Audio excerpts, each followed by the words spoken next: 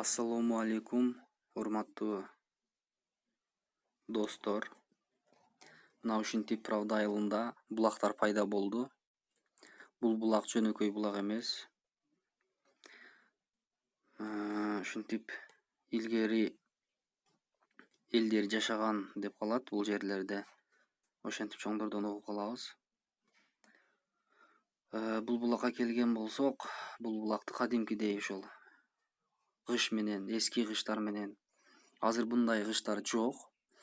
Мынантип ачканда билинет, мына өзүңүздөр дагы көрсөңүздөр болот. Башкача кирпичтер эски. Анан кадимкидей мындай бир эмен ушинтип атайын бирөө уруп жасагандай да илгери.